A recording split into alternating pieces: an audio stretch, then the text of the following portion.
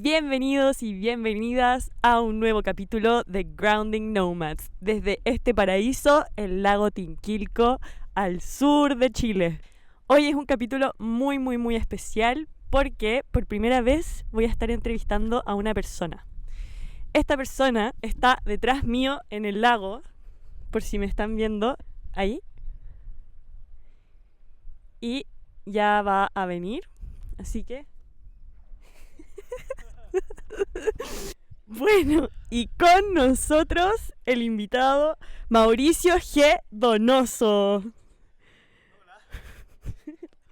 Acá vamos a esperar a que se seque y empezamos con este episodio. Acá tenemos a nuestro invitado Mauricio G. Donoso, Madu. Yo acabo de terminar un instructorado de yoga y él es el que organiza el instructorado y el profesor de Historia y Filosofía. Madu fue monje, en Chile. Es un practicante de Bhakti, ahí nos va a contar lo que es el Bhakti. Y lo quise invitar a este podcast porque él tiene demasiado conocimiento y sabiduría sobre los antiguos Vedas. ¿Solo le decimos Vedas? Sí, Shastra o Vedas. Sí, la palabra Shastra tiene estas dos sílabas, Shas y Tra. Tra significa liberar, igual que en la palabra mantra, también significa vehículo. Y Sas significa instrucciones. Así que es una sección de los Vedas llena de instrucciones que liberan al alma condicionada del condicionamiento material. Bueno, yo cuando aprendí de los Vedas lo aprendí en el Ayurveda y a mí me enseñaron que los Vedas son los textos más antiguos de la historia de la humanidad, que tienen por lo menos 5.000 años y contienen toda la información de la vida y el universo y la estructura de la existencia. Pero Madu, sí, lo define como Shastra y... ¿Cómo lo podría explicar en base a lo que...? Sí. Okay. En realidad el Veda como escritura tiene 5.000, 6.000, entre 5.000 y 7.000 años. Hasta hace unos 4.000 también. Hay un rango donde se pone por escrito todo este conocimiento, pero el Veda es un conocimiento aún mucho más antiguo que eso. La palabra Veda significa ciencia, también significa visión, veritat, en el latín, ¿sí? Este conocimiento, según el mismo Veda, desciende en el momento de la creación del universo material. Entonces tiene miles y millones de años. Es un manual, de la misma forma que uno compra, no sé, una máquina X, este mismo micrófono viene con un manual. Uno abre la cajita de la compra y puede sacar al mismo tiempo el micrófono y el manual del micrófono al mismo tiempo. Pasa lo mismo con el universo. El universo se manifiesta y viene incorporado el manual. Y eso es el Veda. Solo que en un comienzo el Veda es solo oral. Es solo un sonido transmitido oralmente de maestro a maestro, discípulos y generación tras generación. ¿Sí? Lo recibe el Veda Brahma, que para los Vedas es la primera criatura existente en el universo. Se le conoce también como el arquitecto universal y quien está a cargo también de la energía o modalidad de la pasión en el mundo, porque es la energía creadora. Entonces Veda va creando las diferentes formas en el universo de acuerdo al Veda original que recibe en el corazón de parte de Krishna mismo. Krishna mismo le transmite ese Veda en el corazón y con ese conocimiento y con los materiales, Mahatattva, Brahma puede diseñar y crear las formas. Sí. Entonces está el señor Krishna. Él es el que empieza todo. Sí. De acuerdo a la versión Bhaktivedanta de los Vedas, Krishna, el mismo señor Brahma recita en su famoso Brahma Samhita, que Samhitas son himnos. Brahma recita Ishvara Parama Krishna Satchit Ananda Vigraha Anadir Adir Govinda Sarva Karana Karana. Entonces ahí el Brahma dice Ishvara Param, el controlador supremo, no es otro que Krishna. Después dice Satchit Ananda Vigraha, que significa que tiene un cuerpo hermoso, bienaventurado, Ananda, lleno de placer y bienaventuranza, y Satchit, lleno de conocimiento y eternidad. O sea, es decir, un cuerpo espiritual. Y luego dice Anadir Adir Govinda, significa que este Krishna, también conocido como Govinda, es el origen de los orígenes. Sarva Karana Karanam. Sarva significa todos, Karana causa. Sarva Karana Karanam significa y es también la causa de todas las causas, que es una primicia filosófica de buscar aquello que es independiente, que es la última causa de las causas. Krishna, la palabra Krishna en sánscrito significa supremamente atractivo y se refiere como al aspecto más íntimo de la divinidad. Está incluso más arriba de Dios. Krishna es Dios, pero es como el Dios que no trabaja. Está siempre jugando en los bosques, tocando la flauta con las vaquitas, sus amigos, jugando y también haciendo actividades placenteras. Y luego se expande en Mahavishnu, que vendría siendo nuestro como concepto más cercano de Dios, quien tiene que sustentar, crear y manifestar los universos materiales. Entonces Krishna se considera en esta tradición como el aspecto más íntimo y más supremo también de la personalidad de Dios. Se le conoce como la suprema personalidad de Dios o la fuente del placer también. Eso es Krishna. Es un niño, un joven, azul oscuro, que está siempre en los bosques de Vrindavan. Hay una embajada del verdadero Vrindavan en India, que también se llama Vrindavan. Todo lo que existe en este plano material es un reflejo de lo que existe en esta sociedad espiritual. La sociedad espiritual es como esta, pero espiritual. Es decir, no envejece, no muere, no enferma, no tiene ansiedad. Pero lo más relevante probablemente, aparte de muchas otras cosas, es que las personas practican una forma de amor incondicional. Y esa es una diferencia con el mundo material, porque en el mundo material tenemos siempre como una expectativa de las relaciones. Y eso también es causa de cautiverio, digamos, en la existencia material. Es causa de desolación también. Causa de desolación, de frustración y otras cosas. Entonces quizás la principal diferencia entre estas dos dimensiones es justamente la práctica de amar, digamos, de una manera incondicional versus una manera egoísta o excluyente muchas veces. A ver, entonces, un poco para recapitular, los Vedas son como el manual de usuario de la creación. Sí. Nosotros somos parte de la creación. Todo es parte de la creación. Sí. ¿La creación material? Sí, lo que pasa, el Veda, que significa conocimiento o ciencia, tiene dos funcionalidades como amplias, grandes. Después hay otras subdivisiones, pero podemos entenderlo como dos cosas. Uno es cómo sacar el máximo provecho a lo que nos rodea y a desarrollar todas las esferas de la vida humana, como la medicina, la arquitectura, el urbanismo, la música, tantas otras ciencias, ¿okay? Física, qué sé yo. Entonces, cómo sacar el mejor provecho de todo el conocimiento dentro de la existencia material. Y después trae otra sección muy grande, que es el cómo salir de la existencia material, porque esta dimensión o esta plataforma se nace y se muere, y se envejece, y el cuerpo y toda la materia está en constante cambio. El alma no, el alma es permanente, inmutable, siempre eterna. No se le puede cortar, no se le puede mojar, etc. Esto se describe en la Bhagavad Gita. Entonces, para volver a esa identidad original o esa identificación con el alma, necesitamos salir de esta ilusión, que es esta plataforma donde se nace, se muere, qué sé yo.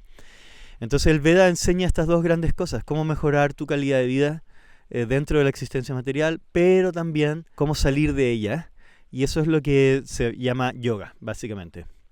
Y hay 4 grandes senderos, que son Karma Yoga, Jnana Yoga, Ashtanga Yoga y Bhakti Yoga. Son estos 4 senderos que emanan también a su vez de 4 secciones distintas de conocimiento del Veda, que es el Karma Kanda, sendero del karma, el Jnana Kanda, el Upasana Kanda y el Bhakti Kanda, de los cuales normalmente se conocen los 3 primeros, pero claro, Krishna explica en la Bhagavad Gita que este conocimiento es el más secreto de todos los secretos. lo más puro, la perfección de la religión, y entrega también una percepción directa del ser. Antes de irnos en el detalle, creo que necesitamos más contexto. Como ya, estamos en el planeta Tierra y tú eras una persona común y corriente, sigues siéndolo, pero un día te metiste mucho en la filosofía antigua. ¿Qué estabais buscando? Nada, yo solamente quería ser un monje, estaba muy condicionado por una serie de los 80 que se llama Kung Fu, donde la serie se trataba, siempre había como flashback de la vida del protagonista, donde era un monje Shaolin, y entonces en realidad yo solamente quería ser un monje y tener una vida monástica, y al mismo tiempo empecé a tener inquietudes teístas. Teístas que básicamente quieres saber acerca de Dios. Bueno, terminé como un monje krishnaíta y la mayor parte del tiempo estuve en un monasterio en Chile, en Santiago. También estuve en Estados Unidos y también en India. Y en ese periodo de tiempo, claro, me dediqué como seminarista a estudiar la teología de los Vedas. Porque los Vedas tienen diferentes secciones y dentro de esas secciones hay toda una gran sección que son los Upanishads, que son profundamente teístas, y también están los Puranas, Itihasas y otros. Y entonces estuve dedicado en ese periodo como al estudio de eso, no porque quisiera dedicarme a eso, sino solamente me atraía mucho, tenía mucha curiosidad, y hoy por hoy, bueno, enseño eso, pero nunca fue el plan, sino nada más quería saber. Entonces tú tenías cuestionamientos de Dios, entonces tenías una concepción de lo que era Dios para ti y ahí fuiste encaminándote hacia encontrar respuestas y llegó Krishna, o ya conocías a Krishna desde antes, lo habías escuchado oír. Mi única concepción de Dios que tenía hasta ese momento era Jesucristo Superstar, un musical súper bueno de los 70. Y eso sería mi única experiencia porque nací en una familia no teísta. Así que esto fue algo que no sé de dónde surgió, la verdad. Ni idea cómo me fue surgiendo, ni me acuerdo. Pero sentía curiosidad. Y en combinación con esa búsqueda y esos deseos de tener una vida monástica, terminé, digamos, encontrando a Krishna por casualidad un poco. Fue un compañero de la universidad mientras estudiaba cine. Me dijo, yo sé exactamente lo que tú estás buscando. Y me presentó el libro de Krishna, como la historia, la biografía de Krishna. Se llama Krishna, la fuente del placer. Muy hermoso. Y cada vez que leí este libro me sentía en primavera, me sentía súper como cuando una persona está enamorada, así como los primeros meses, que está como... El resto es historia, porque de ahí para adelante no paré más. O sea, eso fue hace 28 años. Y todavía estoy aquí buscando a Krishna, ¿sí? Entonces ahí lo fuiste encontrando y ahí conociste el Bhakti y te hacía todo sentido. Y por ejemplo, yo ahora estoy descubriendo el Bhakti a través de distintas personas como Madhu, y a mí sí me genera muchas dudas, muchas de las cosas que escucho, porque sí tienen una concepción de que hay una realidad. Entonces mi pregunta para ti es, cuando ingresaste en este mundo, ¿cuáles eran tus dudas? Yo tenía 1.000 millones de preguntas, más que tú incluso, que ya son muchas, y tenía muchas dudas también. Mi principal duda, sí, no sé, eran tantas, pero mi principal pregunta creo que siempre fue si todas las entidades vivientes, todas las personas, todas las almas, nos es natural ser felices y si es que merecemos ser felices. Siempre tenía esa inquietud, ese era como mi principal motor como de investigación filosófica. Si existe la felicidad, si hay otros niveles de felicidad desconocidos, si merecemos eso o la felicidad es solo para algunos, si la vida humana, la existencia misma, existe para ser felices o existe para trabajar. Bueno, no es que sean contrarios, pero ¿para qué existe? ¿Para qué existimos? Partí de la premisa de que obviamente existimos, cada individuo, para encontrar una perfección, ¿sí? Y esa perfección en mi cabeza me decía que era como encontrar felicidad, una felicidad distinta a lo material.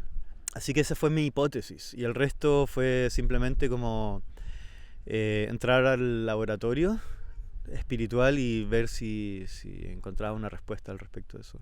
Esto en el contexto del Bhakti. El Bhakti es el camino del amor y se supone que a través de ese amor puedes encontrar la felicidad.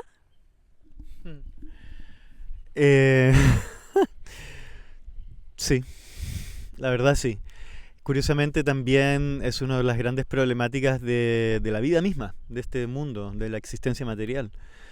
Creo que probablemente es el acto más fallido de la humanidad a lo largo de la historia. Amar.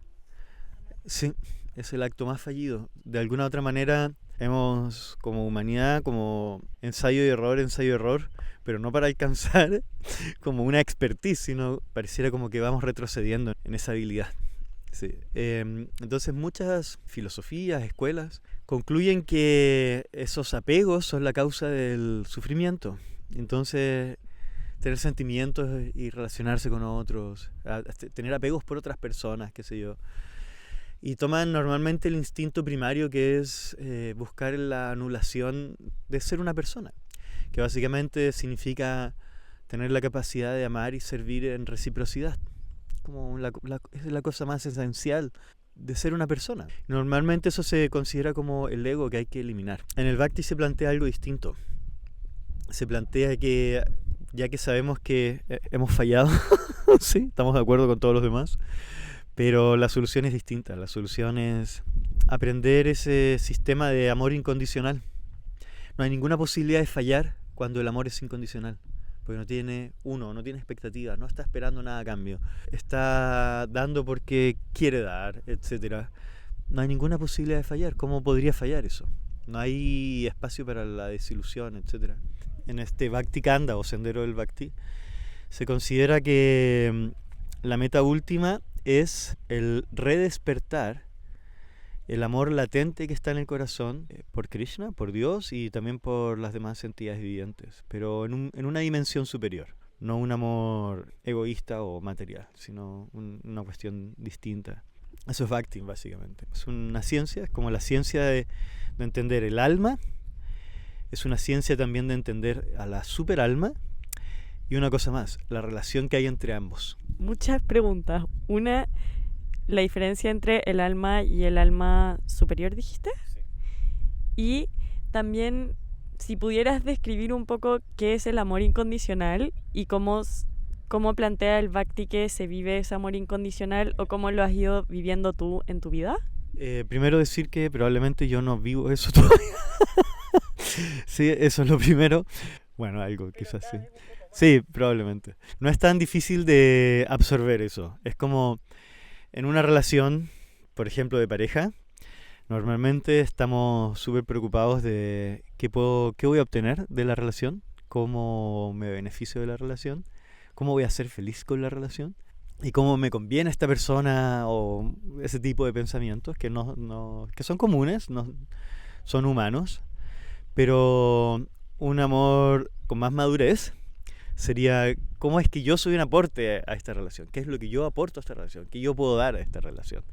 Y así en todo ámbito de relaciones. No existe solo un formato de amar, sino que hay muchos tipos de relaciones. Por lo tanto, quizás el plan es un amor incondicional sería aquel en el cual uno está más centrado en ser un aporte que en ganar algo. Y también es un tipo de amor que es inclusivo, que es beneficioso para el entorno, para los demás, para el bien común y para Dios, que es la raíz también de cada una de las entidades vivientes. Y entonces el amor material sería muchas veces como un amor excluyente, como muy egocéntrico, se podría decir. Esa es un poco a grandes rasgos, diferencias. Entonces todo el Bhakti Yoga es una metodología, una tecnología espiritual para reaprender algo que ya sabemos de antaño, que es una información que viene en el alma, que es cómo reciprocar, servir, amar en reciprocidad de manera incondicional con el amante supremo, porque a Krishna también se le conoce como así, como el amante supremo. y bueno, y con todas las demás personas también. Como que a través de hacer eso con las demás personas llegas a amar al superior. La verdad es que la matemática, la ecuación es al revés, por cuestiones prácticas, lógicas. No es que uno puede ir por la calle diciendo, voy a amar a todo el mundo. Es muy difícil eso. Sí. Entonces, es como, por ejemplo, para poder vernos ahora, necesitamos de la luz del sol, ¿sí?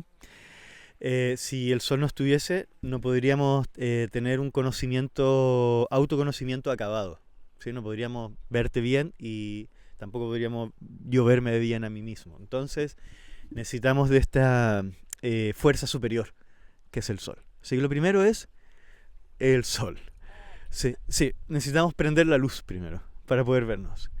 Y mismo es coincidente con muchas otras culturas, mismo cuando nosotros escuchamos este viejo refrán o enseñanza de Jesús a través de la Biblia, dice amar a Dios por sobre todas las cosas. Entonces pone como un orden matemático, lógico, y después dice amar al prójimo como a ti mismo. ¿Qué significa eso? Amar al prójimo como a ti mismo. Sí. Amarte. Sí. Primero tienes que aprender a amarte a ti mismo para poder amar al prójimo. Sí, entonces Dios, tú mismo y todos los demás. Es como una cuestión de matemática. No así como una cosa que es muy difícil hacerlo al revés. Sí, entonces muchas veces hoy por hoy hay como, yo diría como una cosa más sentimental de que tenemos que ir amando a todo el mundo, pero en verdad la mitad de la gente nos cae mal. No sé, como es medio difícil cambiar esa estructura mental. Tenemos pensamientos políticos, tenemos un club deportivo, nos gusta un equipo de fútbol, tenemos nacionalismo, somos, no sé, un montón de cosas que... Entonces efectivamente uno podría forzarse y decir, ok, voy a dejar todos esos condicionamientos y denominaciones y voy a amar a todos por igual. Pero es más fácil cuando regamos la raíz, ¿ok? Y de la raíz se nutre todo el resto de las ramitas y hojas. Entonces Krishna es como esa raíz. Entonces una vez que tú vas hacia la raíz es más fácil beneficiar a todas las demás entidades vivientes. Ahí me surge la duda que siento como para empezar a conectar con Krishna es algo que no ves ni sientes al principio. Yo no... Bueno, pero para alguien como yo no lo veo ni lo siento ahora mismo. Entonces siento que es mucho más fácil para una persona común y corriente amar a alguien que sí puede ver. Como para poder amar a Krishna tienes que pasar por un proceso de empezar a creer. Sí, claramente hay una cuestión de fe inicial, pero luego hay una cuestión más científica detrás, que tiene que ver con la comprensión intelectual, racional y una investigación, qué sé yo. Pero los Vedas son bien prácticos en ese sentido, entonces dan una escalera de posibilidades. Por ejemplo, primero podemos ser como panteístas, en el sentido de que el sol y la luna son como los ojos, los árboles son como el vello corporal, las montañas son los huesos, el mar es el estómago, los ríos son las venas. Y podemos tener esa imagen que es bien poética, bien hermosa también, como para empezar a vislumbrar que existe una forma espiritual detrás de todo. Solamente que esto que estamos nombrando sigue siendo material. Pero es una forma de apreciar a Krishna a través de la naturaleza, por ejemplo. ¿Sí? A través de la belleza de la naturaleza, a través de esa belleza como en 4D, 5D, 7D, no sé, donde hay movimiento, hay viento, hay aromas, hay colores, hay interacción entre los diferentes elementos. Es como una pintura demasiado hermosa de la naturaleza, pero al mismo tiempo con un montón de cosas extras que digamos que tienen una lógica, una inteligencia detrás. Y un sentido artístico también. Entonces a través de ese sentido artístico podemos empezar a apreciar el sentido artístico de Krishna. Se dice entonces en el Bhagavata Purana que los pájaros y el cantar de los pájaros representan el sentido artístico de Krishna, por ejemplo. Entonces necesitamos recurrir a escrituras, textos sagrados, y hacer investigación y luego tener una práctica espiritual que también como que limpie el velo, o quizás más fácil para entender, que funciona como unos lentes especiales en los cuales entonces empiezas a ver otras dimensiones. Y eso es a través del conocimiento. Y empiezas a ver otras dimensiones y también posiblemente puedas ver a Krishna en el bosquecito tocando su flauta. Y todo eso requiere tiempo, requiere compromiso, requiere una tecnología que sea fidedigna y requiere también sangha, relacionarse con otros practicantes, con otros investigadores. Pero ¿qué es lo que hace que uno vea más allá de ya el arte de la naturaleza y decir, esto lo creó Krishna? Como si es que alguien no tiene ningún texto y ninguna sangha, ¿crees que se le va a ocurrir por sí mismo, esto es ese señor Krishna? Ninguna posibilidad. No, ninguna posibilidad. Pero una cosa muy hermosa es que de alguna u otra manera Krishna está disponiendo las cosas en el mundo para que puedas tener contacto con estas cuestiones, con conocimiento, ya sea con personas o con textos. Lo está disponiendo de cientos de maneras posibles. El deber del ser humano es preguntarse cosas. ¿Por qué cuernos están las estrellas ahí? ¿Qué hay después de la muerte? ¿No hay nada? ¿Hay algo? El deber del ser humano es investigar acerca de la vida, la muerte y de todas las cosas. De la felicidad, por ejemplo, que fue mi motor. Algo tienes que tener un motor inicial. Y después se dice que un viejo dicho popular como cuando el estudiante está listo, aparece el maestro. Hay que ser inquisitivo, hay que tener preguntas. Y no simplemente pasarse la vida viendo reels, sino que es necesario un porcentaje del tiempo tener preguntas filosóficas. Entonces, un poco para volver al inicio, tú te empezaste a cuestionar muchas cosas y después llegó la enseñanza del Bhakti y empezaste a entrar en este mundo y Krishna, y ahí te diste cuenta de que existía este manual de usuario que son los Vedas, y ahí empezaste a entender esta realidad que estamos viviendo con los ojos del Veda. ¿Cuál diríais que es el mecanismo, o tú le decís la tecnología, para poder hacer eso que estáis describiendo? Es necesario encontrar un mentor. Es necesario, sí. ¿Esa es la tecnología? Sí, ese es como el asunto, como la Bhagavad Gita, Krishna dice. Gita significa canción, ¿sí? Y Bhagavad es referente a Bhagavan, que es una forma ecuménica de referirse al Supremo, que se refiere que posee todas las opulencias en plenitud. Y entonces Bhagavad Gita se traduce como la canción de Dios. Sí, la canción de Dios. Y este es un texto, una conversación que tuvo Krishna con su querido amigo y príncipe Arjuna, justo antes de una batalla, la batalla historia y batalla épica más grande registrada en la historia del mundo, hace 5000 años. Y tienen una conversación acerca de todo, que dura 45 minutos, justo antes de comenzar la batalla. Y van a hablar acerca de la ciencia del alma principalmente. Entonces aquí Krishna le dice Tadvidi pranipatena pariprasnena sevaya uparikshyanti te jnanam jnaninas tattvadarshina. Significa tan solo trata de encontrar a un maestro espiritual. Hazle preguntas de un modo así inquisitivo, préstale servicio, es decir, trabaja en la misión del maestro, y este maestro en particular puede impartirte conocimiento porque ha visto la verdad. Tattva, ¿verdad? Darshina. Darshina significa varias cosas, pero es como ver, visión, espejo, audiencia. Entonces es como que si esta persona hubiese tenido una audiencia con la verdad, entonces puede comprenderla como quien está mirando algo. El primer deber del ser humano entonces es encontrar un mentor, un maestro, un profesor de la ciencia del alma. Y eso es raro de encontrar porque cuando vamos a la escuela estudiamos un montón de cosas, después vamos a la universidad, estudiamos un montón de otras cosas, y en casi ningún lugar estudiamos acerca del alma. ¿sí? Pero es necesario alimentar al chofer también. No se puede simplemente pulir el auto y ponerle benzina y todo eso, sino que es necesario en algún punto darle de comer al chofer del vehículo. ¿Quién valida? Porque si estamos en una era en el que hay que cuestionarse todo, hay que inquirir. ¿Y por qué va a haber una persona que sabe mejor que tú y te puede decir las cosas? ¿Quién valida que él vio la verdad? Esa es una buena pregunta, sí. Entonces, ok, yo dije, si una persona está feliz es porque algo tiene entre sus manos. Viste que mi motor inicial fue...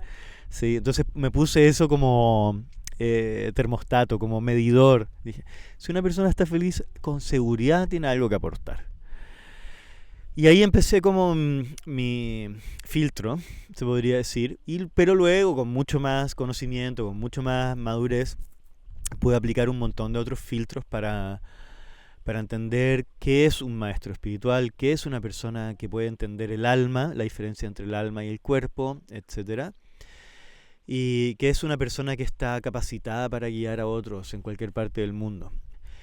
Y una cosa interesante que dice un sabio que se llama Rupa Goswami, es un renunciante hace 500 años atrás en la India. Él dice que hay 6 cosas que debiésemos observar para evaluar si alguien está capacitado para guiar a otros. Y dice, aquel que puede controlar la mente, las palabras y la ira, y aquel también que puede controlar la lengua, el estómago y el órgano genital.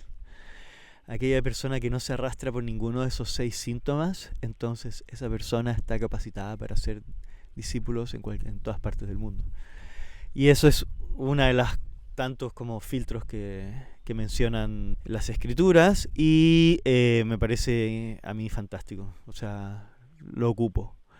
Sí, eso para mí es como un medidor, muy, muy bien, porque realmente cualquier persona puede parecer interesante hasta que habla. ¿Sí? Entonces, o a veces también diferentes tipos de líderes hacen mal uso de sus impulsos, de la mente, de las palabras, ¿sí? Y también en la boca, el estómago y órgano genital están en una misma línea. Y un poco la mente, las palabras y la ira también están en otra línea, como más sutil. Entonces, todo comienza, esos impulsos, por la boca, curiosamente. Sí, por hablar y por comer. Así es que simplemente puedes observar quién controla muy bien su boca y vas a deducir si también controla la mente, si también controla la ira y si también controla... A un tonto se le reconoce recién cuando habla. Antes puede parecer una persona súper importante y súper educada. ¿Sí? Esto es bien interesante porque muchas culturas antiguas, incluyendo la civilización védica, fueron civilizaciones sonoras. No hacían tanto juicio como hacemos hoy por lo que vemos, sino que hacían un juicio más sonoro. No ten juicio por tu facha, sino ten juicio por lo que tienes para decir, por ejemplo. Y fueron culturas súper sonoras en el sentido que estaban basadas en mantras y en un montón de tecnología sonora, que a través del sonido podían hacer un montón de cosas. Algo así como El Señor de los Anillos, pero mucho más sofisticado y antiguo y etcétera. Construir cosas, o incluso se habla del uso de armas atómicas a través de mantras en los Vedas, a través del sonido. Entonces creo que este es un muy buen momento para empezar a hablar de cómo los Vedas dividen las 4 etapas de la existencia. Eso. Para aclarar, existen 4 etapas de la existencia en la vida de un individuo, ¿okay? Que los Vedas te recomiendan como 4 etapas. Al mismo tiempo, la naturaleza tiene muchas veces 4 etapas. Por ejemplo, primavera, verano, otoño, invierno, que son las 4 estaciones. Y la vida misma del ser humano tiene también 4 etapas. Y el planeta tiene 4 etapas. Tiene algo así como un primavera, verano, otoño, invierno, que son eras. Se les conoce como eras. En sánscrito es yugas. Y estas 4 yugas son Satya Yuga, Dwapara Yuga, Tetra Yuga y Kali Yuga. ¿Okay? Que también se le conocen como la era de oro, la era de plata, la era de bronce y la era de hierro. Como que va descendiendo la calidad de la era. Y esto es bien interesante, encontrarse con eso, porque normalmente en la sociedad tenemos como un sentimiento de que siempre vamos hacia arriba, como que cada vez vamos mejor. Pero hoy por hoy, para una persona de 27 años, es mucho más difícil hoy comprar una casa, acceder a una vivienda, que hace 30 años. Y hace 30 años les fue más difícil que hace 30 años. Entonces, no parece ser que las cosas vayan mejor. De hecho, Chile es uno de los países top 5, creo, en el mundo, más difíciles cada vez para que la persona pueda ser dueña de su propio hogar, digamos. Entonces, a pesar de que sentimentalmente tenemos la idea de que vamos cada vez mejor, los Vedas dicen que no. Los Vedas te dicen que existió una era súper avanzada, con una tecnología sonora, espiritual, súper avanzada, 1000 veces más avanzada, que fue la era de oro, Satya Yuga. Y eso fue decayendo con el tiempo hasta llegar a la era actual, que estamos en Kali Yuga, que se conoce como la era de riña e hipocresía. Y también se conoce como la era de hierro, ¿sí? Un poco todo es fábrica, industria, autos, y también el corazón es un poco de hierro. No somos muy sensibles, ni empáticos, ni compasivos, ni puros, ¿sí? Y se dice entonces en los Vedas que vamos perdiendo capacidades intelectuales, físicas, psíquicas también, y también morales, éticas y morales. Y todo eso va generando un entorno de conflicto, un entorno de competencia, un entorno de ignorancia también, porque se van perdiendo, al perderse los valores más esenciales, se pierde también la protección de los niños, la protección de los ancianos, la protección de las mujeres, etcétera, etcétera, etcétera. Y la cultura deja de transmitirse de una generación a otra, ¿sí?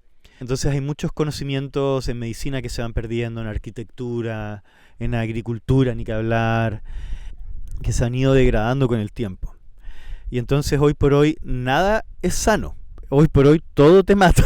Es como las luces LED emiten una vibración sonora que te deja sordo. No la puedes escuchar así como con tu capacidad humana, pero igual te afecta. Y el agua no se puede tomar en ninguna parte. No sé, tantas cosas, digamos. La era de Kali está diseñada para degradar, ¿sí? Está diseñada para agobiar, para degradar. Y es natural que existan tantos problemas, tantas guerras, a nivel familiar, comunal, vecinal, internacional, o sea, y la gente se pelea por fronteras a veces, o por recursos, y se matan unos con otros. Y eso es normal en Kali Yuga. O sea, no debería ser normal, pero es común. Es común, y todos los Kali Yugas es lo mismo. Entonces, los Vedas prescriben un sistema de autorrealización para cada una de las eras, según el contexto. Sí. Ya, antes de entrar a eso, ¿por qué las eras se repiten? ¿Cada cuánto se repiten? ¿Podéis describir un poco también qué hay en las primeras 3 eras antes de Kali? Ok, te pusiste técnica. Está bien. Ya, no es mi culpa lo que voy a decir, no me hago cargo. Solamente estoy transmitiendo lo que los Vedas dicen. Ya, entonces, en la primera era, el ser humano tiene una vida increíblemente larga en comparación con la nuestra actual. Y larga y satisfactoria. Y toda la maleza que surge en los campos y en las montañas se puede comer. Sí, se puede comer directamente. Y nadie tiene que trabajar la tierra porque hay un ecosistema muy equilibrado. Por lo tanto, llueve de noche, sale el sol de día, nadie tiene que trabajar 14 horas diarias para sobrevivir. Y la gente tiene mucha nivel ético y etcétera. Y la gente siente una inclinación natural por ir a las montañas, bañarse en lagos cristalinos como este, sentarse en la orilla, en posición de loto, hacer pranayama, sentir eso, hacer austeridad, comer raíces también.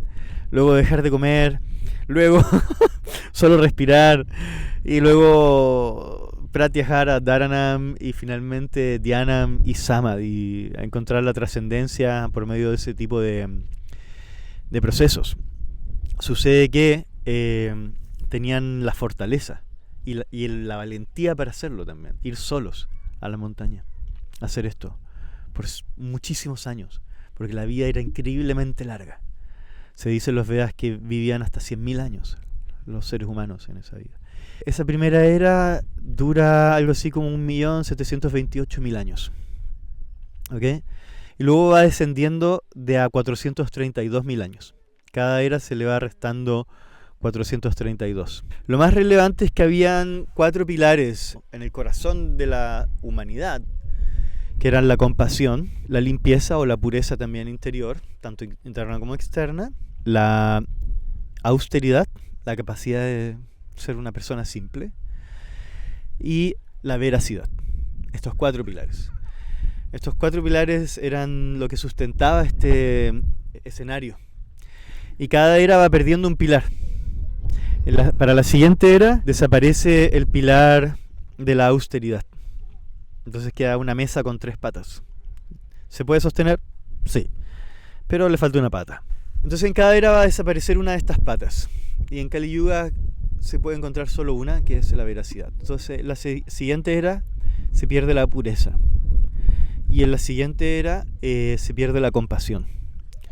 Y para esta era casi no queda nada, digamos, de esos valores profundos, digamos, sutiles y finos de ser un ser humano. El mundo que nos rodea, el escenario que nos rodea, no es otra cosa que un reflejo de nuestro estado de conciencia.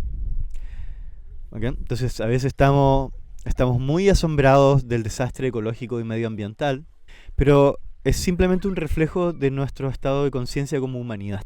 A veces estamos asombrados de que hayan líderes tan estúpidos en el mundo, dirigiendo países con muchas bombas atómicas y otro tipo de armamentos, pero son un reflejo del estado de conciencia de los ciudadanos, de la mayoría de los ciudadanos. Entonces, Kali Yuga es como es por el estado de conciencia de los habitantes de Kali Yuga. Siento que eso nos hace ser víctimas de la energía. ¿Es posible escapar de ese destino?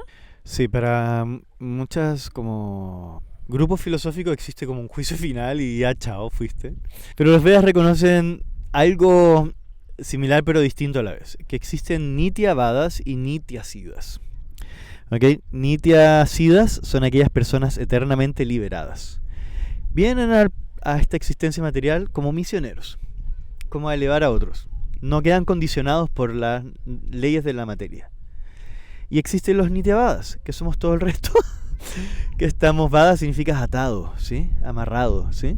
Y Nitya significa eterno.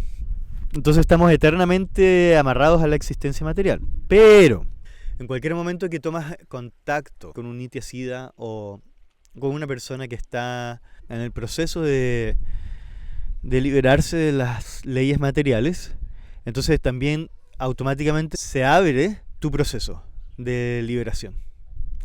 No es automático, sino que es como el comienzo, ¿sí? Entonces somos Nityavadas hasta que entramos en contacto con una buena persona, se podría decir, en el sentido de la trascendencia, ¿sí? No en el sentido material. Esto es lo que explica la filosofía. Entonces, volvemos a lo mismo. La necesidad de encontrar un maestro, un mentor, ¿sí? Y esa debería ser nuestra principal preocupación. Liberarnos de las leyes materiales, que son Kala, el tiempo eterno, que todo se muere, nacer, morir, y todo se degrada, todo se enferma en el medio, qué sé yo. Luego Karma, las leyes del karma, acción y reacción. Y Gunas, estas son las leyes de la Prakriti. Kala, Gunas, Karma. Prakriti se refiere a la naturaleza material. Prakriti. Entonces estas leyes estamos sufriendo a través de estas cosas, ¿sí? Porque Kala involucra sufrimientos por default, como por ejemplo la vejez. Nadie puede obviar la vejez, nadie puede saltársela. O enfermedades, todo el mundo se va a enfermar. Kala también trae 3 tipos de kleshas. Kleshas significan sufrimientos. Adhyatmika kleshas. Adhyatmika se refiere a los sufrimientos de la mente, sufrimos por miles de cosas inventadas en la mente. Luego está Aribautica kleshas, que son sufrimientos que vienen de otras entidades vivientes, como estos tábanos que nos están picando ahora en la espalda. Y después están los Adidaivika kleshas, que son sufrimientos de los superpoderes de la naturaleza, como los volcanes que están aquí a la vuelta, terremotos, tsunamis, huracanes. Y eso todo viene con Kala, con el tiempo eterno. Sí, que son sufrimientos por default. En cambio, los sufrimientos de karma son distintos, un poquito distintos, porque tienen una relación más matemática. Yo infrinjo este sufrimiento a alguien, recibo mismo. Debemos entender que incluso si me vuelvo una persona santa, todavía van a estar todos los sufrimientos por default de la existencia material. Y luego está gunas, que son cuerdas, así como que te manejan, son energías superiores. Son la ignorancia, la pasión y la bondad. Es necesario poder trascender estos condicionamientos de la materia. Guna, karma, kala, esas cosas. Trascender la muerte. Y liberarnos de la ansiedad. Porque en mi investigación he descubierto que efectivamente el alma está diseñada para vivir sin ansiedad y vivir completamente feliz. Experimentar placer en cada instante de su existencia. Entonces ese es el dharma del alma. Existe un dharma del cuerpo, pero mi alma tiene su propio dharma, que es la de servir y amar en reciprocidad con la persona suprema, el objeto de la meditación, el objeto del yoga, el objeto de la trascendencia. ¿Qué es el alma y cómo lo experimentaste? Tú dijiste que lo habías logrado experimentar por ti mismo, que el alma es puro... ¿Cuál fue la palabra que usaste? ¿Goce? Puede ser. Sí, el alma también es Satchit Ananda, es decir, eterna, llena de iluminación, conocimiento y felicidad, placer. El alma es la persona, de la personalidad viene del alma. El alma es la persona. Luego el cuerpo material es solo un vehículo. El cuerpo no tiene personalidad. Una vez que el alma abandona el cuerpo sigue siendo la misma combinación química, biológica, igual, por los primeros minutos, pero ya deja de tener personalidad. Así que es la chispa espiritual, el alma, la que está manteniendo con movimiento y con crecimiento y desarrollo al cuerpo. Sin esa capacidad, sin esa chispa, energía vital, energía viviente, el cuerpo es simplemente una combinación de materia muerta. El alma es la personalidad. ¿Y qué hace la personalidad? Tiene deseos. Sí, principalmente tiene deseos. Y sentimos cosas, tenemos sentimientos y también tenemos pensamientos. Y tenemos libertad de conciencia. Y lo más como resumido se podría decir es que tenemos la capacidad de decidir qué es lo que queremos amar, qué es lo que queremos desear y qué cosas no. Así que todo eso viene del alma. ¿Sí? De hecho, la conciencia sería como la sintomatología del alma. Pero el alma en su estado original, de acuerdo a la versión Bhaktivedanta de los Vedas, en su estado original, el alma tiene una forma original. Solo que esa forma no está hecha de huesos, carne, no sé, pus, orina, linfa, sino que el cuerpo es consciente y todo el cuerpo es el alma. En este plano no, el alma está encerrada dentro de una funda. Dice los Vedas que el alma es del tamaño de la 10.000ª parte de la punta de un cabello. Es infinitesimal, es subatómica el alma, el tamaño del alma. Y vive en el corazón. ¿Y por qué decidiría el alma venir del mundo espiritual a la vida cotidiana material? ¿Por qué decide? Por curiosidad. Quiere ser el Ishvara, quiere ser el Purusha. Ishvara significa controlador.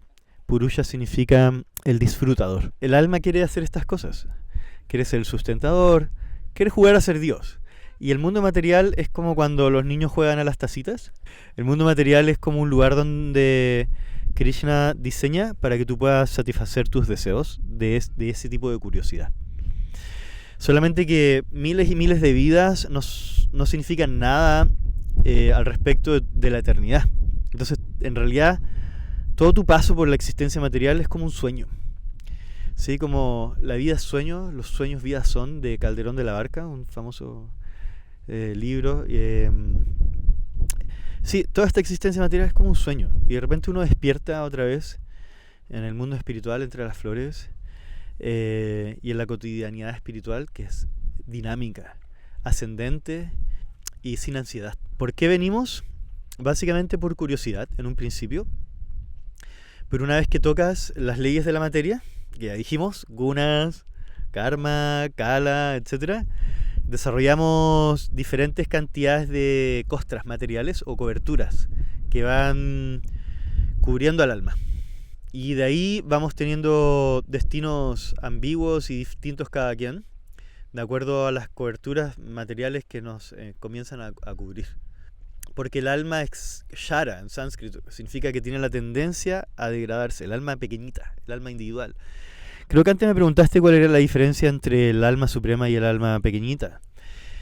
Y esta es una de las grandes diferencias. El alma jiva tiene la tendencia a caer presa de la ilusión. En cambio el alma suprema no. Porque esa ilusión son energías que emanan de él. Es como si, por ejemplo, un rey o un presidente o un gobierno creara una cárcel, qué sé yo, y visitara la cárcel.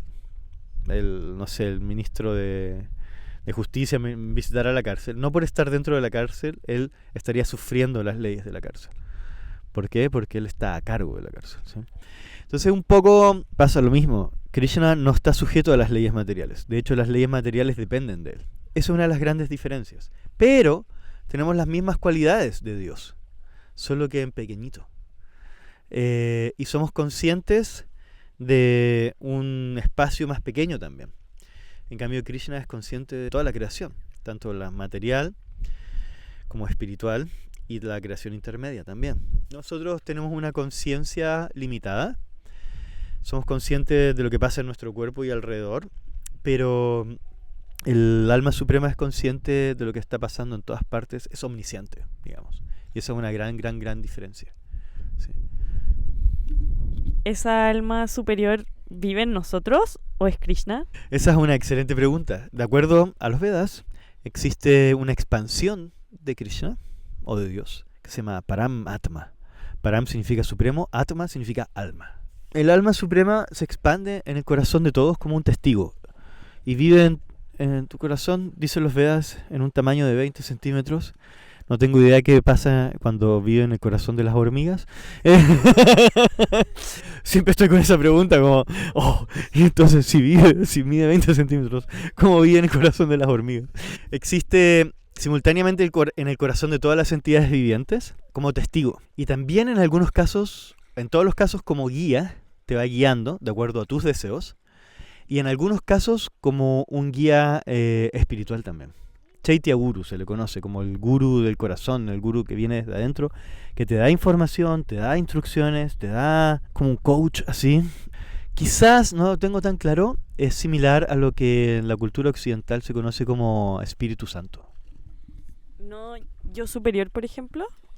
Sí, y en la metafísica europea se conoce como el super yo. Nosotros estamos en este mundo que se rige bajo las leyes de la materia, el kalas, todas esas cosas. Esto fue creado por Krishna y también se le llama la cárcel porque somos sometidos a este ciclo interminable de estos 4 distintas eras que nos hacen estar sometidos a las energías predominantes de cada era. ¿Por qué Krishna crearía una cárcel y algo que, dicho de esta forma, suena tan terrible como quién querría estar en una cárcel?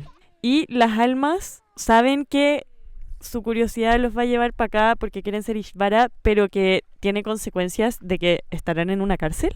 Es medio naif el alma a veces. Sí, entonces solo viene por curiosidad y luego se encuentra como, estoy muriendo, no quiero morir. La muerte no es natural para el alma. ¿Por qué? Porque la persona es eterna. Entonces cada vez que muere es como, voy a dejar de ver a todos mis seres queridos. No. Sí, y entonces eso es un trance medio complejo de vivir. Pero, a pesar de que efectivamente la existencia material, algo así como la Matrix, es un tipo de cárcel, también todo depende del cristal con que se mire. ¿Sí? Entonces, para las almas condicionadas, olvidadas de su identidad espiritual, esto es una cárcel. Sí, básicamente. Donde se nace, se muere y se tiene que aceptar el karma, kala y todas las cosas.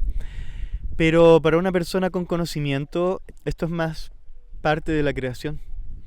Y también lo ve como algo espiritual. Empiezas a ver la cárcel como algo espiritual. Y entonces en ese sentido se vuelve infinito. Deja de existir limitancias. Ahí te das cuenta que todo es temporal y esa es la liberación. Te das cuenta que no eres lo temporal. Exacto, que toda la existencia material es temporal. Se manifiesta, se desarrolla, cambia, muta, genera subproductos y luego vuelve a empezar. Primavera, verano, otoño, invierno, otra vez. ¡Ah! Sí, nacer, morir, qué sé yo. Pero logras entender que tu naturaleza no es temporal. Por lo tanto, te deja de afectar la temporalidad. Te deja de condicionar la temporalidad. Y puedes apreciar entonces que esto también es parte de la creación de Dios. No somos la materia. No lo somos. Y una vez que ya sabes eso, ya nada te condiciona. No hay sufrimiento. ¿Eso es lo que se llamaría iluminación o liberación? Sí. Para estas 4 eras que existen, para cada una hay un sistema que te libera o te hace iluminarte, ¿verdad? Ok, sí. Tanto la iluminación como el conocimiento, como la trascendencia, como el yoga tienen diferentes peldaños, de todas formas. Todos estos son grados de liberación. Pero después en otro capítulo quizás podemos profundizar en eso. Sí, efectivamente cada era tiene sus complejidades, pero también tiene su sistema particular de autorrealización, o de liberación, de iluminación, o de liberarse de las garras de toda esa ilusión. Entonces, en la primera era, el sistema óctuple, que miles de años después, cientos de miles de años después, Patanjali resume en sus famosos Yoga Sutras, ya existía esto en la primera era. El sistema óctuple es recomendado por los Vedas mismo para Satya Yuga. Ir a las montañas, practicar la brahmacharya, la austeridad, tapá o tapasya, y sentarse a meditar. Y meditar en Paramatma, buscar Paramatma y buscar esa conexión, esa comunión con Paramatma. Un poco por si es que nunca han escuchado del sistema óctuple de Patanjali. Patanjali es una persona que es muy conocida porque ordenó todo el conocimiento de el yoga y lo puso en 175 versos. Y él hizo este camino de los 8 pasos para llegar a esta iluminación, y al principio está llama ni llama, que es tu comportamiento contigo mismo y con la sociedad. Después están las asanas de yoga, las muy conocidas, todos conocen yoga por el movimiento. Después pranayama, el uso de la respiración. Después pratyahara, retirar los sentidos hacia adentro, y eventualmente llegas al final, que es la iluminación. De eso está hablando Madhu ahora. Ese es el sistema recomendado para la primera era porque había un ambiente natural para hacerlo. Había tanto fuerza física, voluntad, como para emprender esa gran austeridad, sentarse ahí en loto y meditar, qué sé yo, por muchísimo tiempo. En la siguiente era, al desaparecer la austeridad, que ya habíamos dicho, el proceso tiene que ver más con la adoración. Y en mi especulación como filosófica, histórica, de acuerdo a lo que dicen los Vedas, yo tendría la tendencia a creer que las pirámides y todas estas grandes construcciones son de esa era. Porque ese era el proceso en esa era. Erigir, dar honor, tributo, pagar tributo a la divinidad. O sea, a través de estos grandes monumentos. Y además, bueno, que tenían la tecnología en esa era como para construirlas también.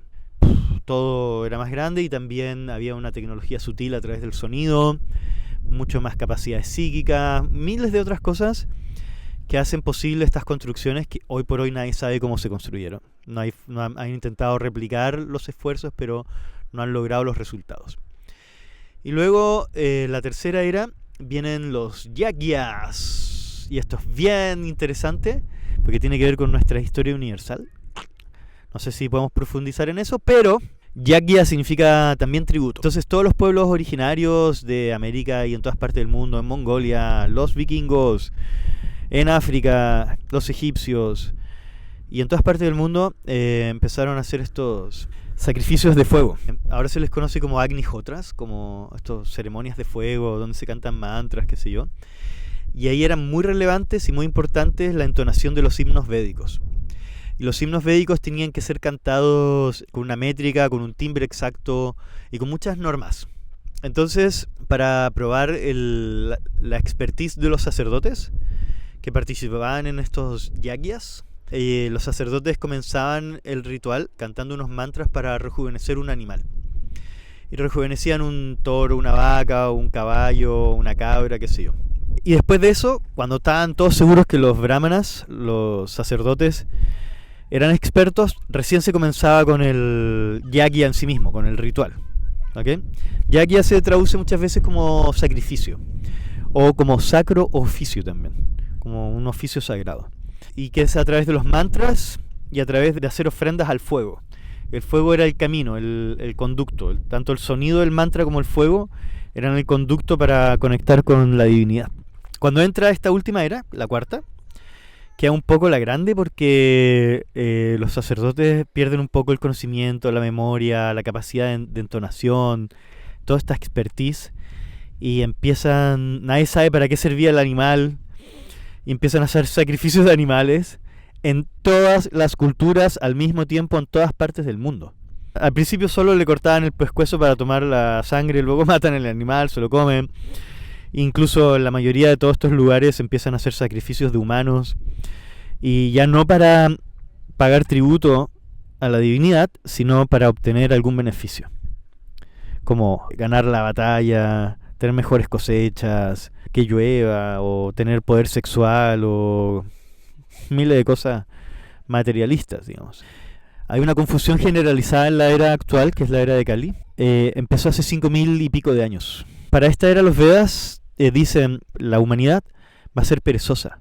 Lo predicen así antes de que empiece la era. Va a tener poca memoria, poca fuerza física, nada de ética, nada de moralidad. Va a estar siempre confundido y siempre en ansiedad. Personalmente me siento un poco así, pero los Vedas predicen esto miles de años atrás, que esta era es así. Y entonces dice, mira, los 3 procesos anteriores de autorrealización son buenos, pero para esas eras. En esta era no es factible. No existe ese coraje interior ni exterior. Por lo tanto, el sistema es mucho más simple. Y dice el Brihad Naradiya Purana, Harer Nama Aiva Kevalo, Kalo Nastieva, Nastieva, Nastieva, Gatir Anyata, y repite 3 veces Nastieva, Nastieva, Nastieva, que significa no hay otra manera, no hay otra manera, no hay otra manera que Harer Nama, cantar o recitar nombres de Dios, como rosario, como mantra. Y después vemos que con muchas culturas en todas partes del mundo también comenzaron a hacer esta práctica de sentarse y meditar en el sonido, y meditar en mantras repetitivos, ¿sí? Con nombres de Dios. Incluso creo que la Biblia, que no soy muy experto, dice santificar el nombre de Dios, o el verbo fue primero, o cosas así. Esta cosa de hacer mantras de forma repetitiva se llama japa en sánscrito. Claro, el rosario es el artilugio, el instrumento, ¿sí? Que en sánscrito se llama mala. El mantra se puede contar con cualquier cosa, ¿okay? Entonces, antiguamente, aparentemente en la India, se contaba con los dedos. Lo importante no es tanto eso, lo importante es cómo logras meditar realmente en el sonido. Y también contarlos. Son las 2 reglas del mantra. Tienes que poder contar lo que estás haciendo a modo de disciplina, como ir al gimnasio, ¿así? Y tienes que poder absorberte en el mantra. Entonces, para no distraerte con la cuenta, se usa un rosario. Sí, eso. Pero hay muchas formas de hacerlo. O sea. Entonces, para esta era se recomienda eso. El Sankirtan Yagya, es decir, la cooperación para la glorificación de Dios a través de sus nombres, pero en forma comunitaria. Entonces, esta era, o sea, es muy difícil porque estamos condicionados por estas energías del olvido, de la avaricia, el egoísmo, pero la tenemos fácil porque el camino es solamente yapear. La mayor ventaja de esta era de Kali es que el proceso es más simple que los anteriores, sí, sin duda. Y de hecho es tan simple que muchos estudiantes de los Vedas dicen que eso no existe, que es algo sentimental, qué sé yo, solo porque es demasiado simple. Pero muchas veces en lo simple está la belleza y está también, digamos, la destreza y la perfección. Entonces sí, es muy simple. Solamente que el corazón de las personas no es nada de simple. Aún así, sigue siendo muchas veces inaccesible para muchos.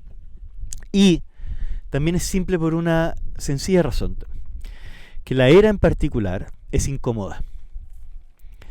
Es sumamente incómoda. Son muy pocas el porcentaje de gente que está en una comodidad material. Entonces el resto de nosotros no nos sentimos tan a gusto, digamos, con las cosas, cómo están. No nos sentimos a gusto con el liderazgo, cómo está el medio ambiente, la ecología, el trabajo, el amor, no sé, miles de cosas que funcionan mal en esta era. Las ciudades son horribles, el smog, los autos, el tráfico, las peleas, las guerras. Entonces, eso también es una ventaja, aunque usted no lo crea. ¿Por qué? Porque entonces la persona dice, quizás esta no es mi casa. Quizás sí deberíamos buscar la autorrealización. Sí deberíamos volver al hogar. Deberíamos volver al origen. Entonces esta era te aporta también, paradójicamente, esa ventajilla. Que nadie alcanza muy pocos se sienten a gustos, digamos. Y solo se sienten a gusto por comparatividad con otras personas que están mucho peores. Entonces, es medio triste todo. Y entonces se vuelve muy accesible empezar a indagar si es que existe otra realidad. ¿Y por qué hacer yapas y no meditar vipassana? No, cada quien tiene que buscar lo suyo, ¿sí? Mi cuestión es que, claro, esto lo recomendó el Veda. Entonces, como yo soy un estudioso de eso, entonces eso es lo que sigo y qué sé yo. Pero después cada quien tiene que tener su propia dieta porque somos personas individuales. De todas formas, en mi criterio, la meditación a través del sonido es mucho más accesible y mucho más eficiente en un sentido porque el mismo sonido te envuelve y te hace entrar en trance también. Y te ayuda a no distraerte. Es una meditación activa. Y el sonido también es el knock knock de la dimensión espiritual. El sonido es la parte más sutil de nuestra plataforma material y tiene una gran influencia sobre todos los demás elementos materiales y a la vez también tiene la capacidad de comunicar vibratoriamente hacia otras dimensiones. Entonces el sonido es súper relevante. Y también debo decir que en mi investigación la mayoría de las culturas antiguas tuvieron una práctica sonora a través de mantras. El mayor porcentaje. Ya, entonces para pasar al capítulo final de este podcast, porque ya está muy largo. Si ves entero este podcast, obviamente mereces un premio porque llegaste hasta el final de un largo camino. Sí, literal. Ya, a mí me llamó demasiado la atención cuando empezaste a hablar de todo esto, porque está claro que estamos en una crisis de todos los niveles en nuestra sociedad, o sea, el medio ambiente, la economía, la política, hay despertares sociales por todas partes, y hay mucho descontento. Y cuando tú empezaste a hablar de todo esto, era como está escrito en los Vedas y así es. Y creo que mucha gente está entrando en el proceso de empezar a hacerse las preguntas y ver cómo pueden conectar con sí mismos en una era con tanto caos. Yo encontré la meditación y el Ayurveda y me he ido por todos estos caminos. Ahora terminé el instructorado de yoga. ¿Puedes dar ejemplos muy concretos de cómo está la era de Kali funcionando en acción y cómo hay gente que se ha podido salir de esa energía y cómo esas personas también están expandiendo ese salirse de la energía de la era de Kali? Los Vedas plantean que esta era es compleja, muy difícil de habitar. Al mismo tiempo plantean que si nos volvemos a practicar esos 4 pilares que tenía la primera era, sí, compasión, pureza interna externa, que austeridad y penitencia y veracidad, entonces vamos a quedar, dicen los Vedas, libres de las influencias de la era. No podemos volver al contexto de la primera era como geográfico, al contexto geográfico, pero sí vamos a quedar libres de las influencias sobre la conciencia. La conciencia se libera de esas influencias. ¿A eso te refieres que te van a pasar las mismas cosas, pero tú las vas a ver con otro ojo? Sí, de partida vas a reaccionar distinto y puede que te pasen distintas cosas. Sí, también, porque uno va co-creando escenarios constantemente. Estamos co-creando escenarios constantemente. Entonces vamos a penetrar en escenarios, incluso en esta existencia material, que son mucho más adecuados para la autorrealización, gradualmente. Y se van a alinear, por así decirlo, todas las energías para que eso suceda. Porque esa influencia degradante de la era va a retirar su influencia sobre tu persona. Y eso es por la práctica, digamos. La práctica hace eso, la práctica te devuelve hacia la compasión. La práctica te devuelve hacia la austeridad, hacia la limpieza interna. Entonces gradualmente también te vas liberando de esas influencias de la era en particular. Todo esto según los Vedas. Y recuerden que yo dije que no me hacía cargo de nada, ¿ok? Yo solamente enseño como la versión Bhaktivedanta del asunto, lo que ellos creen de sí mismos. ¿Y cómo podemos saber estas cosas? Por ejemplo, a través de itihasas, a través de historias. Los Vedas tienen crónicas que describen cómo fue la vida en esa época, en la civilización védica. Y tienen Puranas también, que son historias también a través de biografías de devas, dioses y otras grandes personalidades. Entonces a través de todos esos relatos, historias y que el mismo Veda dice que esta sección es más importante en esta era que las otras secciones. Hay gente que sí se ha ido por un camino un poco en la búsqueda de la liberación.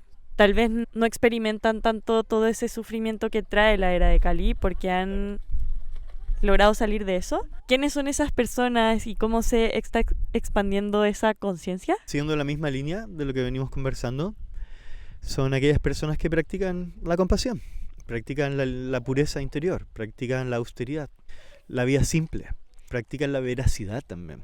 Y esas personas logran como sacar un poco la cabeza fuera del agua y como respirar un rato y quizás también como gritar, no sé, ayuda. Entonces es bueno siempre como adherirse, por si llega un flotador ahí, adherirse a ese tipo de personas que están tratando de salir de la Matrix. ¿No crees que es un privilegio poder salir de la Matrix o está disponible para cualquier persona del universo? Las leyes espirituales no están sometidas a las leyes materiales. Por lo tanto, está disponible para cualquier persona, por muy precaria sea su situación material. Podemos seguir siendo precarios materialmente, pero tener iluminación espiritual, por ejemplo. O podemos tener toda la opulencia material y también tener iluminación espiritual. Porque las leyes espirituales no se someten a la materia. Entonces no dependen del karma. ¿Ok? Solo que sí, obviamente, es mucho más fácil para una persona con acceso cultural y movilidad social solo por eso, ponerse en contacto con diferentes tipos de conocimiento. Y eso incluye también el conocimiento metafísico, espiritual, etc. Y probablemente es una realidad. Pero también esa persona tiene más herramientas después para ayudar a otros. Entonces, ¿cómo comenzar? Básicamente tenemos que acercarnos a un maestro espiritual. ¿Sí? Tenemos que hacer un esfuerzo para buscar uno. Puede que no lo encuentres de inmediato, pero inmediatamente que tu deseo es sincero, se van a disponer las cosas para que encuentres a la persona. O sea, es que ahí yo me pongo a pensar, y yo cuando fui a India también venía con este chip de antes de que hay gente que tiene maestros y era como un misticismo que yo había escuchado, y en India me empecé a preguntar cómo encuentro un maestro y ahí no tenía ninguna sola respuesta. Y también yo sí creo que estamos en una era donde cada uno tiene que ser su propio maestro. Entonces dejé de buscarlo, pero sí han llegado muchos maestros de distintas disciplinas a mi vida. Entonces, ¿cómo lo pondría ahí para una persona que está igual donde yo estaba cuando estaba en India, que no tenía idea cómo se buscaba y que ahora encontré, pero no es lo mismo que tú dices? No sé, no sabría decirlo, pues quizás ya encontraste y efectivamente encontraste y no te diste cuenta, pero aún. Pero el problema con la búsqueda del maestro es que hay demasiados clichés arquetípicos y estereotípicos. Como el maestro tiene que tener barba, o el maestro tiene que tener, no sé, X cosa, una túnica, o una ropa de tal país, o comer tal tipo de comida, o qué sé yo. Entonces eso provoca demasiado ruido a la hora de encontrar un buen profesor acerca de la ciencia del alma. Porque la ciencia del alma no tiene nada que ver con esas cosas, como, ¿sí? venir de un país en específico, vestirse de una forma en específico, usar un look en específico, hablar un idioma o lenguaje en específico. Son clichés, básicamente. Y claro, y mucha gente se aprovecha de eso y hace un montón de marketing para tener seguidores, qué sé yo. Por eso es tan importante enjuiciar con el oído. Volviendo al punto anterior. La civilización védica fue una civilización súper madura en este sentido, de tener criterio e inteligencia sonora. Entonces, hoy por hoy nos dejamos mucho guiar por la vista, demasiado. El marketing de las cosas, sí. También un poco por eso Instagram es tan especial, como le va tan bien. Porque uno puede sonreír como solo por una cápsula de tiempo, de momento, y ganar seguidores. Pero lo más importante es hacer un juicio intelectual, como racional, ¿sí? Científico y etcétera. Más allá de todos esos clichés de cómo se vería, cuál sería el look de un maestro. Mira, la palabra en sánscrito y en India también para maestro es guru. Guru significa pesado, básicamente. Se refiere como al carácter, la nobleza y también el conocimiento. Pero guru también se le dice al profesor de matemáticas, se le dice guruji al profesor de cualquier área. Y pasa lo mismo, por ejemplo, en Japón y en China, por poner un ejemplo. Sensei es el famoso sensei, el profesor de artes marciales, pero también es el profesor de historia y geografía. Y lo mismo pasa en China. El Sifu es el profesor de Kung Fu que está en el monasterio. Sí, pero también es el profesor de lenguaje. Entonces, desmitificamos un poco el asunto. El maestro espiritual es simplemente el profesor de la ciencia del alma. Y tiene que ser una persona que comprenda esa ciencia, que haya visto esa ciencia, que la comprenda en vigyana, significa en un tipo de realización vívida, que la comprenda vívidamente, más allá de todas las demás como apariencias externas. Entonces, claro, todo el mundo va a India en este concepto a buscar un maestro, porque claro, estamos aferrados a esos situaciones, conceptos externos. Y probablemente hay muy buenos maestros en India, pero también por lo mismo hay demasiado marketing y hay una cantidad de malos maestros gigantescos, y eso ya está comprobado por la historia. O sea, cuántos de ellos han hecho abusos y cosas al venir a Occidente. Entonces no tiene nada que ver con un país, no tiene nada que ver con una raza, ni con una ropa, ni con un lenguaje, ni con una barba, ni con nada de ese tipo de cosas. No, tiene que ver con que esa persona se haya también sometido a su propio maestro, como una disciplina, haya ido a la universidad de la ciencia del alma, porque es súper popular ahora que alguien automanifiesta un conocimiento, como no, yo tuve una iluminación debajo de un árbol y en ese momento me volví un maestro. No, porque sigue faltando una cosa muy importante, que es la humildad. Y la humildad tiene que ver con haber sido un soldado. No esa cosa de volverse general sin haber pasado todo el proceso, me es a mí por lo menos muy sospechoso. ¿Sí? Entonces, la humildad es parte del proceso, una parte muy importante. Y eso significa también haber sido un discípulo, también pertenecer a una cadena de discipular. ¿Sí? Eso se llama sampradaya en sánscrito, un linaje, una escuela, que conlleve un conocimiento fidedigno, respetable, elegante, y que esté respaldado por las escrituras también. Sí. De hecho, los Vedas estipulan que uno tiene que protegerse con un tridente mágico, con un tridente de sabiduría, que son los sadhus, el guru, el maestro, y el shastra, las escrituras sagradas. Pero de los tres, el más importante es la shastra, la escritura. ¿Sí? Que es lo mismo que ir a la universidad, básicamente no es distinto. Está el profesor, pero el profesor no va a inventar la rueda, sino que tiene que guiarse con los papers, con los libros y con un montón de trabajos de investigación que se hicieron previamente. Y luego están toda la gente que te rodea que también está estudiando arquitectura, qué sé yo. Entonces, de esa forma, es una cuestión casi lógica. Yo prefiero confiar en el sonido. Sí, esa es mi última como opinión al respecto de dónde, cómo, cuándo encontrar un maestro espiritual. Puede ser en cualquier parte. Lo importante es cuánta expertise en la ciencia del alma tiene y también cuánta pureza en el corazón, ¿sí?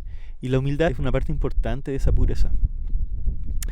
Porque una persona avanzada espiritualmente es capaz de ver a todas las entidades vivientes como igual, más allá de la cobertura material.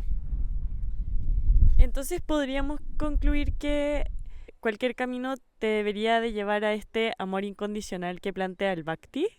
Entonces, independiente de la forma en cómo llegues, tal vez tú no llegaste a través de yapear, pero llegaste a través de otra cosa. Y si es que eso te lleva al amor incondicional, a ver todos por igual, entonces ese es el camino. Sí, en un sentido yoga es el camino, es la palabra sánscrita para describir la tecnología espiritual, pero luego hay diferentes sistemas. Bhakti es un sistema muy universal, muy accesible, muy democrático, muy igualitario en un sentido, porque no requiere de todos los requisitos a priori que tienen los demás sistemas. Y también tiene una pequeña diferencia con los demás sistemas, que el Bhakti es en sí mismo para el practicante la meta y la práctica. Es decir, practica exactamente lo que quiere seguir haciendo después de Mukti, después de la liberación. Los demás sistemas practican una tecnología, una cosa X, para obtener algo distinto después de la liberación. Para obtener, digamos, paz, eternidad, ananda ¿sí? En el Bhakti, la práctica en sí es igual a la meta. Bueno, nada más paso el dato. Igual me recuerda a Vipassana, como que el objetivo de Vipassana es dejar de sufrir porque ves las cosas como son. Okay. Claro, pero en el Bhakti no es dejar de sufrir. Es más, probablemente esa, ¿cómo se puede decir? Frase de los 60 de amor y paz. Quizás sea bien difícil de conseguir porque cuando hay amor, siempre hay un grado de locura, siempre hay un grado de ansiedad. Entonces el Bhakti Yogi no está buscando paz necesariamente, así como paz del entorno. Lo que está buscando es una relación de amor profunda con Krishna. Y muchas veces eso está lleno de acción. Y la acción, o sea, siempre está lleno de acción. Y la acción muchas veces conlleva un tipo de ansiedad. Pero es un tipo de ansiedad que no es una carga. De la misma manera que, por ejemplo, una madre pasa todo su día trabajando, extrañando a los hijos, sometiéndose a un montón de austeridades para el bienestar de los hijos, al final del día nunca lo siente como una carga, porque todo lo hizo por amor. Entonces, el Bhakti Yogi no está interesado en su paz o en su felicidad. Es más parecido a una madre. Pero igual el Vipassana no es como que quiera evadir nada, es solamente quedarte con cualquier sensación que venga, aceptarla. No significa dejar de ser quien eres o hacer lo que haces o dejar de ser una mamá. Pero no es la meta de un Bhakti Yogi. La meta de un Bhakti Yogi es experimentar esa dulzura trascendental. No es experimentar la falta de sufrimiento. No es experimentar el cese de las ansiedades. No es experimentar eso, es experimentar una dulzura trascendente. Son diferentes objetivos, por lo tanto las tecnologías también son distintas. No quiere decir que una sea mejor o la otra sea peor, lo que quiere decir es que son metas distintas y llegas a objetivos distintos. Yo personalmente pasé por ahí también y pensé, ok, pero viste que mi motor al principio era la felicidad. Dije, ok, el solo dejar de sufrir, para mí no es, en mi criterio, no es lo que yo creo que debe haber más allá. Tiene que haber una felicidad que sea mucho más que solo dejar de sufrir. Porque si no es como ir al baño. Es como cuando estás así, que tenés muchas ganas de ir al 1 y al 2, y de repente te alivias, y es como, qué felicidad. Tiene que haber algo más. Estoy seguro que hay algo más que solo aliviarse de la existencia material. Entonces hagamos una recapitulación de todo y cerramos. Mauricio Mau vio un programa de Kung Fu y decidió que quería ser monje y ahí tenía inquietudes de la teología, entonces fuiste monje y te metiste en el Bhakti, empezaste a estudiar los Vedas, te diste cuenta que los Vedas son este manual de usuario y en los Vedas en verdad se predice todo lo que está ocurriendo y lo que ha ocurrido. Vivimos en una cárcel, pero en verdad si hay escape de vivir en esta cárcel y es en esta era hacer yapa, pero igual cada uno puede encontrar su propia forma de hacerlo. Sankirtan significa incluso más que yapa. Significa darle un espacio de honor a Dios y a los nombres de Dios. Se puede hacer yapa, pero también se puede simplemente escuchar. Como dar ese respeto, de escuchar acerca de. Se pueden hacer otras tecnologías también que están dentro del Bhakti. Hay 9 tecnologías que son independientes y completas en sí mismas. Que es escuchar, cantar, recordar, smaranam, también adorar, hacer adoración, también ofrecer oraciones, seguir pasos de grandes maestros y acharyas en el pasado, entregarse por completo también, o una cosa que me gusta mucho, hacer amistad con Krishna. Bueno, hay 9 fórmulas. Lo que pasa es que escuchar y cantar es lo que es más accesible, es como inmediato. Puedes empezar a dedicarte a eso ahora mismo. Sí, y yapa es tanto escuchar como cantar, es las dos cosas. El acto de hacer yapa ocupa el oído y ocupa la boca al mismo tiempo. Ya. Todo esto es una cosa muy accesible. Una vez que uno encuentra a alguien que habla del Bhakti, esa persona te va a llevar a otras personas, te va a llevar a su comunidad. Ahora estamos en este lago porque en la escuela de Madhu, ahí tienen un club de amigos, Bhakti Yoga Club, y en el Bhakti Yoga Club organizaron este retiro sin fines de lucro con cualquier persona que quisiera venir, y en las mañanas hacíamos yoga, hacíamos yapa, y en las noches el Madhu tocaba su armónica. ¿Armonio? Y cantábamos kirtan, nos sentábamos en círculo a cantar mantras y después aprendíamos un poco de el Bhagavad Gita, leyendo versos y con el maestro que explicaba.